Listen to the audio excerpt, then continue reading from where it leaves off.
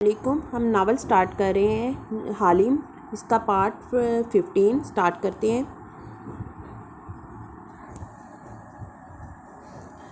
تو پھر انتظار کرو، تمہارے خواب تمہیں راستہ دکھا ہی دیں گے۔ فی الحال ڈنر کا سوچو۔ رائٹ، وہ سر جھٹک کے سیدھی ہوئی اور گہری سانس اندر اتاری۔ ہمارے پاس آج رات تک کا وقت ہے۔ ڈنر پہ مجھے اسرا کے سامنے نقلی پینٹنگ کی اصلیت کھولنی ہے اور اس شخص کا پردہ بھی چاک کرنا ہے جو اسرا کو دھوکہ دے رہا ہے۔ وہ کون ہے؟ اس کو ہم نے شام سے پہلے ڈھونڈنا ہے۔ یہاں سے رائٹ لے لو، ہمیں ابھی گیلری کی طرف جانا ہے، وقت نہیں ہے۔ وہ سنجیدگی سے بولی اور ساتھ میں چھوٹا آئینہ نکال کے چہرے کے سامنے کیے لپسٹک گہری کرنے لگی۔ واپس پارلیمنٹ ہاؤس کے باہر آؤ تو پارکنگ میں کار کھڑی تھی اور دروازہ کھلا تھا۔ اندر بیٹھا فاتح موبائل پہ میلز چیک کر رہا تھا اور غالباً اشر کا انتظار بھی۔ اشر پارکنگ کے سرے پہ کھڑا رملی کی بات توجہ سے سن رہا تھا۔ اس نے رملی کی بات سنی، تمام معلومات اکٹھی کی ہیں۔ وہ واقعی اتنی ہی امیر ہے جتنی نظر آتی ہے، وہ دبے دبے جوش سے بتا رہا تھا۔ چند معروف کمپنیز میں اس کے شیئرز ہیں۔ باپ عرصہ ہوا مر کھپ گیا، تب سے ساری دولت کی بلا شرکت غیر مالک رہی ہے۔ کئی سال امریکہ میں رہی، وہیں پلی بڑھی۔ 3 سال ہوئے کہ ایل آئی ہے۔ پارٹیز اور آرٹ کی خدمت، بس یہی کام کرتی ہے۔ ریکارڈ بالکل صاف ہے، ایک چلان تک نہیں ہوا آج تک۔ پھر وہ ٹھہرا۔ اشر جو مسکرا کے سن رہا تھا، اس کے وقفے پہ قدرے بدمزہ ہوا۔ تمہاری ٹون سے لگتا ہے تم مگر کہنے والے ہو۔ نہیں سوری سر، مگر میں یہ سوچ رہا تھا کہ جس کا بھی بیک گراؤنڈ ڈیٹا اکٹھا کروں، اس کے دامن کا کوئی نہ کوئی دھبا ضرور مل جاتا ہے۔ ایک پارکنگ ٹکٹ ہی صحیح، ڈرنک ڈرائیونگ کا ایک ایکسیڈنٹ ہی صحیح، مگر یہ لڑکی بالکل صاف ہے، کچھ زیادہ ہی صاف ہے۔ بہت سے لوگ صاف ہوتے ہیں رملی، بیکار کی باتیں نہ سوچا کرو۔ وہ اکتا کے بولا اور کار کی طرف بڑھ گیا۔ اندر بیٹھتے ہی وہ قدرے درستی سے فاتح سے مخاطب ہوا تھا۔ وہ کاکا کے لیے بہت منافع بخش ڈونر ثابت ہو سکتی ہے بھائی، آپ کو اس کو تھوڑا سا وقت دینا چاہیے تھا۔ وہ جو اینک ناک پہ جمائے موبائل دیکھ رہا تھا، اسی طرح سر جھکائے بولا، کاکا کا بہانہ نہ کرو ایش، تمہیں وہ لڑکی پسند آ گئی ہے، اس لیے تم اس پہ جتنا چاہے وقت ضائع کرو، میں تمہیں کچھ نہیں کہوں گا۔ اشر نے فوراً سامنے بیٹھے ڈرائیور ایڈم کو دیکھا اور پھر برہم سی خاموشی سے کھڑکی سے باہر دیکھنے لگا۔ کوالالمپور کی وہ چوڑی سڑک درخت سے گھری تھی۔ دونوں اطراف میں 2-3 منزلہ اونچی لکڑی کی عمارتیں بنی تھیں۔ کسی زمانے میں یہ گھر تھے، مگر اب ان کو تراش خراش کے بعد آرٹ گیلریز، ریسٹورینٹس اور ڈیزائنر شاپس میں ڈھال دیا گیا تھا۔ سرسبز درختوں کے پس منظر میں بھوری لکڑی کی بنی وہ عمارتیں اور شاپس بہت بھلی معلوم ہوتی تھیں۔ اسرا کی آرٹ گیلری بھی ان کے وسط میں کھڑی تھی۔ گیلری کے بالکل سامنے سڑک پہ ایک پولیس کار آ رکی، دروازے کھلے اور اندر سے وہ دونوں باہر نکلی۔ تالیہ نے فرانسیسی جوڑا بنا کے سن گلاسز پہن رکھی تھی، ہونٹوں پہ بھوری لپسٹک لگائے، سیاہ کوٹ پہنے وہ سخت گیر آفیسر معلوم ہوتی تھی، جبکہ داتن پولیس کی یونیفارم میں ملبوس تھی۔ تالیہ اعتماد سے آگے چلتی ماتھے پہ بل ڈالے گیلری کے مقابل شاپ میں داخل ہوئی، جو ایک کپڑوں کا بوتیک تھا۔ Sasha Kamal, A S P Royal Malaysia Police, وہ بیج کارڈ لہراتی ریسیپشن پہ آئی اور ایک کوہنی کاؤنٹر پہ رکھی، اور یہ انسپیکٹر صوفیہ ہیں۔ سنجیدہ خشک انداز میں داتن کا تعارف کروایا۔ کاؤنٹر والا سیدھا کھڑا ہو گیا۔ جی آفیسر، کیا ہوا؟ دی رو میں ایک قتل ہو گیا ہے، ہائی پروفائل، مجھے تمہارا سی سی ٹی وی ریکارڈ دیکھنا ہے، کروفر سے کہہ کر اس نے ہاتھ جھلایا اور جھک کے کاؤنٹر کی مانیٹر سکرین اپنی جانب موڑی۔ کیا ہو رہا ہے؟ مینیجر سامنے سے چلتا آیا تو وہ دونوں پولیس آفیسرز نے گردن موڑ کے اسے دیکھا۔ مینیجر ناخوش لگتا تھا، کبھی ان کو دیکھتا، کبھی گاہکوں کو جو مڑ مڑ کے اسی طرف دیکھ رہے تھے۔ تالیہ اسے نظر انداز کر کے واپس لڑکی کی طرف مڑی۔ صوفیہ تمام عملے سے پوچھ گچھ کریں گی، تم مجھے کل کی فوٹیجز نکال کے دو، تحکم سے وہ بولی، مگر اس سے پہلے کہ لڑکا کمپیوٹر پر جھکتا مینیجر سر پر پہنچ چکا تھا۔ اس کے چہرے پہ ناگواری تھی۔ وارنٹ ہے آپ کے پاس؟ آپ کے خیال میں وارنٹ کے لیے کورٹ کے چکر لگاتی رہوں اور قاتلوں کو بھاگ جانے دوں؟ کون سا قتل ہوا ہے یہاں؟ کمال ہے، ہمیں خبر بھی نہیں ہوئی۔ پھر دعا کرو کہ تمہارے عملے کا تعلق نہ نکل آئے جرم سے، ورنہ سارے زمانے کو خبر ہو جائے گی اس قتل کی۔ فوٹیجز نکالو یار، کیا کر رہے ہو؟ لڑکے کو جھڑکا تو وہ فوراً کی بورڈ پہ بٹن دبانے لگا۔ مینیجر کی چبھتی ہوئی آنکھوں سے باری باری دونوں کا جائزہ لیا۔ کون سے تھانے سے آئے ہیں اب؟ تن ایچ ایس لی پولیس اسٹیشن۔ پیچھے کھڑی داتن روکھے انداز میں بولی، اچھا میرا کزن بھی وہاں کام کرتا ہے، کبھی آپ کا ذکر نہیں کیا اس نے؟ ساشا کمال صاحبہ، کیا نام ہے آپ کے کزن کا؟ وہ پرسکون رہی، بے نیاز اور اکتائی ہوئی۔ نصر اللہ پترا، سب انسپیکٹر ہے۔ تالیہ نے بیزاری سے کچھ کہنے کے لیے لب کھولے کہ داتن تالیہ کے برابر آئی۔ نصر اللہ پترا تو 2 سال پہلے کار ایکسیڈنٹ میں فوت نہیں ہو چکا؟ اس کی روز نے آ کر اگر تمہیں میڈم کے بارے میں خبر نہیں دی تو ہم کیا کر سکتے ہیں؟ سیاہ موٹی عورت اسے گھور کر چبا چبا کے کہتی 2-3 قدم مزید قریب آئی تو مینیجر کے تاثرات بدلے، وہ فوراً پیچھے ہٹا۔ اگر تم جیسے مرد عورتوں کو وردی میں برداشت نہیں کر سکتے اور چاہتے ہو کہ ہمارے تھانے فون کرو تو ملاؤ فون۔ اچھا ہے، آج سارا دن پولیس کی گاڑیاں تمہارے سٹور کے باہر کھڑی نے تاکہ گاہک ادھر آنے کی زحمت نہ کرے۔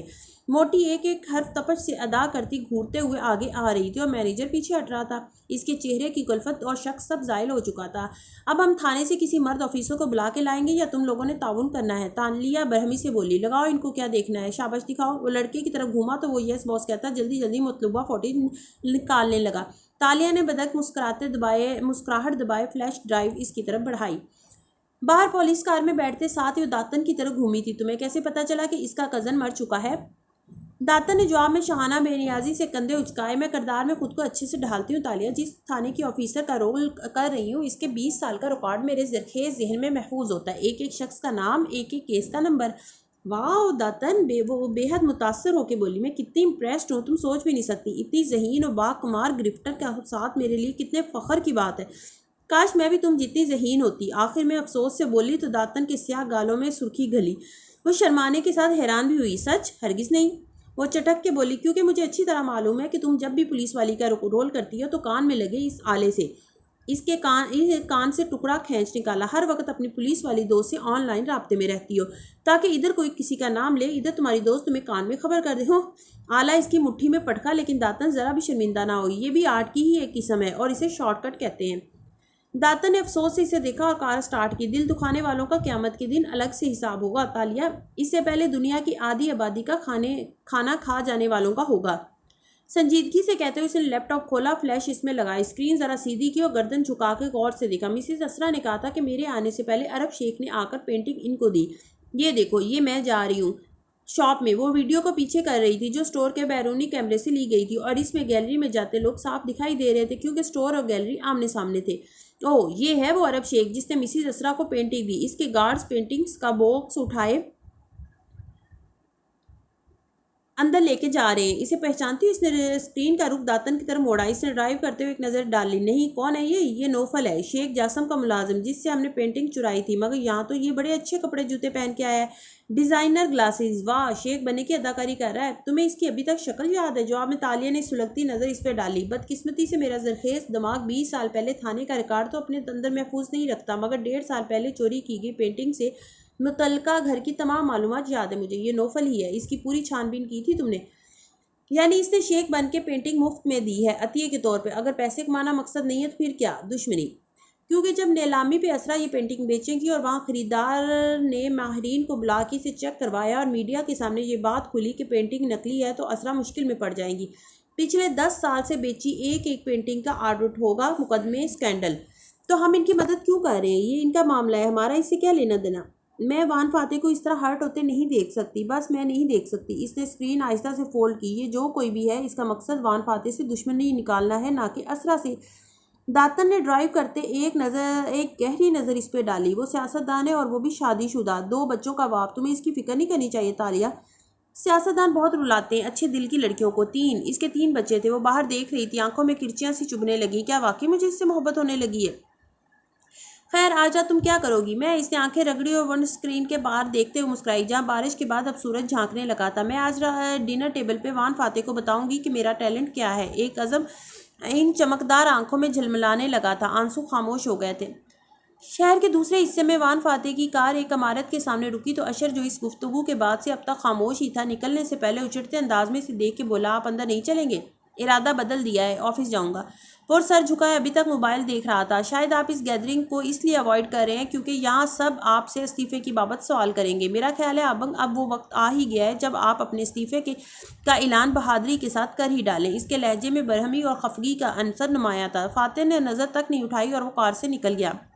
عثمان، اس نے بلاخر سر اٹھا کے ڈرائیو کرتے پولیٹیکل سیکرٹری کو دیکھا۔ دی سن کی ہدا کے ساتھ شام کے انٹرویو کا وقت رکھو، وہ کافی دن سے کہہ رہی تھی۔ اوکے سر، مگر دی سن تو ہمارا مخالف اخبار ہے، وہ تو زب سے بولا۔ ملائیشیا میں آدھے اخبارات حکومت اور آدھے اپوزیشن کی سیاسی جماعتوں کے ہوتے تھے، ایک کا سچ جانبدار ہوتا تھا تو ایک کا جھوٹ۔ مجھے سیاست نہ سکھاؤ، جو کہا ہے وہ کرو، وہ جذبات سے آری لہجے میں بولا تو عثمان خاموش ہو گیا۔ ایڈم ہلکا سا کنکھارا، سر میں آج کا دن آف لے سکتا ہوں؟ 2-3 گھنٹے کا؟ میرا ایک دوست श्योर, कार से निकल जाओ। मोबाइल पे लगे फातिह ने हाथ झुला के कहा, गोया मजीद अपने मुताले में खलल बर्दाश्त ना कर पा रहा हो। एडम अगले ही पल बाहर था। अंदर अशे इमारत की लिफ्ट की तरफ बढ़ता, फोन कान से लगाया, मुस्कुराते हुए कह रहा था, आपको बुरा तो नहीं लगा काका? एक डिनर का बोझ डाल दिया मैंने आप पे। बुरा क्यों लगेगा ऐश? मैं हर रात किसी डिनर की मेज़बान या मेहमान बनने की आदी हूँ, और अगर तो वो 2 पेंटिंग्स भी खरीद ले और अपने जैसे 2-3 आर्ट कलेक्टर को ले आए तो बहुत फ़ायदा हो सकता है। वो हिसाब किताब करके कह रही थी, और मैं जानती हूँ कि तुम इसमें दिलचस्पी ले रहे हो, इसलिए मुझे भी अब इसमें दिलचस्पी महसूस होने लगी है। अच्छा, इतना शोर क्यों है आपके पीछे? वो मुस्कुराहट दबा के बोला था, चैरिटी इवेंट पे आई हुई हूँ, एक यतीम खाने में, शाम को वक्त से पहुँच जाना। अच्छा, फातिह से तो मुझे कोई उम्मीद नहीं है, मगर इसे भी आने पे मजबूर करना। असरा ने फ़ोन रखा और मुस्कुरा के पीछे खड़े लोगों की तरफ मतवज्जा हुई, जो इसी का इंतज़ार कर रहे थे। वो मिले तर्ज की लंबी कमीज़ और स्कर्ट के ऊपर दुपट्टा सर पे लिए हुए थी। एक ऊंची इमारत के दालान में वो खड़ी थी। सामने सीढ़ियां थी जहां से इनको ऊपर जाना था। इस तरफ साथ चलते अफराद आगे बढ़े तो वो मुस्कुरा के इनकी बात सुनती नंगे पैर ज़ीने चढ़ने लगी। दाएं बाएं मुंतजमीन थे, चंद मर्द और ख़वातीन, जो इसे वक्फे वक्फे से इवेंट के बारे में आगाह कर रहे थे। फ्रॉगफर भी साथ ही ऊपर चढ़ रहा था। वो ऊपरी जीने पे आई थी कि जाने की इस तरफ से एक बच्चा भागता हुआ इसकी तरफ आया। इसकी रंगत स्याह और आंखें नीली थी। असरा ने इसे नहीं देखा। वो मुस्कुरा के मुंतज़म की बात सुन रही थी कि इस बच्चे ने इसका हाथ सख्ती से पकड़ा। वो चौंकी, मगर फिर मुस्कुरा के ज़रा सा झुकी ताकि आहिस्ता से अपना हाथ निकाल ले। ध्यान रखना, खबरदार रहना। वो इसके करीब होकर इसकी आंखों में देख के कराया। असरा की मुस्कुराहट गायब हुई। दीगर अफराद फ़ौरन इस तरफ बढ़े ताकि इसको असरा से अलहदा कर सके, मगर वो इसका हाथ जकड़े इसकी आंखों में बिना पलक झपके आंखें डाले गिराहट के साथ कहता गया, एक चोर है और वो शिकार बाजों में से है। इसको अपनी ज़िंदगी में मत दाखिल होने देना। वो आएगी और तुम्हारे शौहर को तुम्हारी दुनिया से दूर ले जाएगी। वो मगर एक शख्स ने इसे ज़ोर से खींच लिया तो इसका हाथ असरा के हाथ से छूट गया। वो इसे झिड़कते हुए अपनी गिरफ्त में लिए दूर ले जा रहा था और असरा एक यकटी किसे देख रही थी। चंद लम्हों के लिए वो शल हो गई, मगर फिर जब जबरन मुस्कुराई और जीने चढ़ने लगी। रंगत अभी तक उड़ी हुई थी। मुंतज़म घबरा के माजरत कर रहा था। एक और उसके जहन में ये अल्फाज आ रहे थे, एक चोर है और वो पंबोरो शिकारबाजों में से है। ये अहमद है। कुछ अरसे से ज़हनी तवाज़न बिगड़ता जा रहा है इसका। कहता है इसको मुस्तकबिल के ख्वाब आते हैं। बस मैं माफ़ी चाहता हूँ। नहीं, कोई बात नहीं। इसने गर्दन मोड़ के इस तरफ देखा जहाँ वो बच्चे को लेकर गए थे। ये पंबोरो क्या होते हैं? पंबोरो लीजेंड है। एक कदीम दास्तानों में इसका जिक्र आता है। एक जादूगरों या आमलों का ग्रोह सा था शायद, जो अपने आप को पंबोरो शिकारी कहते थे। मगर आप इन बातों में ना पड़ें। अहमद का ज़हनी तवाज़न दुरुस्त नहीं है। वो इसे तसल्ली देने लगा तो वो गहरी सांस लेकर जीने चढ़ने लगी। इसे इन हकीकत से मावरा बातों पर वैसे भी यकीन नहीं था। कुआलालंपुर का वो एक मसरूफ बाजार था। दरमियान में ईंटों की रविश बनी थी और दोनों इतराफ में दुकानों की कितारें थी। इनके बरामदों में छतरी वाले स्टॉल लगे थे जहां लोग रुक रुक के खरीदारी करते दिखाई देते थे। ऐसे में एक रेस्टोरेंट के अंदर दरमियान में मेज़ पर एडम बैठा था और सामने एक क्रू कट वाला नौजवान था जिसे वह ममनूनियत से कह रहा था, शुक्रिया तुमने मेरे लिए वक्त निकाला। कोई बात नहीं, मैं तो फौज से छुट्टी पे आया हुआ था। पिछले ही हफ्ते रैंक बढ़ा है। तुम सुनाओ, तुम क्या करते हो? इसके अंदाज में बेनियाजी थी। वो शाहाना अंदाज में बाएं बाजू को कुर्सी के पीछे किए बैठा था। वो रुका। मैं एक आदमी का बॉडी मैन हूँ, चंद दिन के लिए। What body man? इसे अफसोस हुआ, अगर तुम्हें दमा ना होता तो तुम फौज में तरक्की करते, बहुत मेरे बराबर पहुंच चुके होते। फिर नौजवान चुप हो गया तो हल्का सा मुस्कुराया। नसर, मैं तुमसे कभी जेलस नहीं हूँगा, बेफिक्र रहो। अगर अल्लाह ने मेरे दोस्त को वो कामयाबियाँ दे दी हैं जो मैं हासिल करना चाहता था तो मुझे हसद नहीं करना चाहिए। अल्लाह सबका बराबर होता है, मेरा भी है। मैं मेहनत करूँगा तो मुझे भी कामयाबियाँ मिलेंगी। हाँ, ये तो है। नसर ने कान खुजाते हुए सर को खम दिया। फिर वो दोनों इधर उधर की बातें करने लगे। क्रीपफ आ गए तो वो इनसे इंसाफ करने लगे। एक बात बताओ, मुझे एक उलझन है। बिलाखिर एडम मुद्दे पर आया। नौजवान पफ खाते हुए गौर से इसको देखने लगा। अगर किसी वो लड़की कहते कहते आदमी बोल गया। किसी आदमी को तुम 2 मुख्तलिफ जगहों पे 2 मुख्तलिफ हुलियों में देखो तो इसका क्या मतलब होगा? ये तो इन 2 जगहों पे मुनहसर है एडम। क्या वो समझ नहीं पाया? अगर कोई शख्स 2 मुख्तलिफ हुलिये बना के 2 मुख्तलिफ जगहों पे मौजूद है तो ये देखना होगा कि इन 2 जगहों में क्या चीज़ मुश्तरक है, वो किसके आगे पीछे घूम रहा है।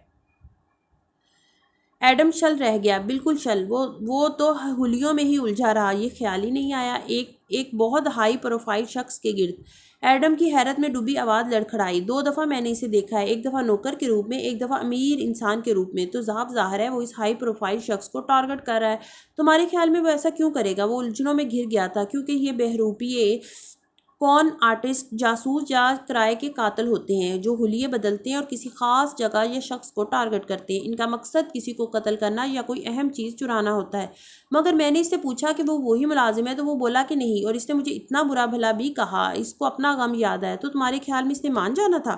بلکہ اسے تو ہنگامہ کر کے تمہیں نوکری سے نکلوانا چاہیے تھا تاکہ تم اس کے لیے رکاوٹ نہ بنو۔ یعنی وہ وہی ہے؟ پہلی دفعہ اسے 1000% یقین آیا تو وہ دنگ رہ گیا۔ اگر ہنگامہ کھڑا کیا ہے تو وہ بالکل وہی ہے، کیونکہ چور ہی سب سے زیادہ شور مچاتا ہے۔ وہ سینڈوچ کے بائٹ لیتے عام سے انداز میں کہہ رہا تھا، مطلب میں ٹھیک تھا۔ یا اللہ، وہ کون ہے؟ چور، جاسوس یا قاتل؟ پھر چونک کے دوست کو دیکھا۔ اب میں کیا کروں؟ یہ اس گھر کا معاملہ ہے جہاں تم نوکری کرتے ہو۔ ایڈم نے جھٹ سر ہلایا اور کسی نے تمہاری بات کا یقین نہیں کیا۔ ایڈم نے نفی میں گردن دائیں بائیں ہلائی۔ جہاں تم نے اس کو ملازم بنے دیکھا تھا وہاں جاؤ، ادھر کے مالکوں سے اس کے بارے میں معلومات لو، پھر اپنے مالک کے پاس ثبوت سمیت جاؤ۔ ایک منٹ، کہاں جا رہے ہو؟ کھانا تو کھا لو۔ وہ اسے یوں اٹھتے دیکھ کے حیران ہوا، مگر ایڈم نے جلدی سے آگے بڑھ کے اس کا کندھا تھپکا۔ تھینک یو بولا، جیب سے چند نوٹ نکال کے گلاس تلے رکھے اور باہر کو بھاگا۔ اس کی ساری دنیا میں بھونچال آ گیا تھا۔ کرائے کی قاتل، جاسوس یا چور کی بجائے اسے یہی خیال پریشان کر رہا تھا۔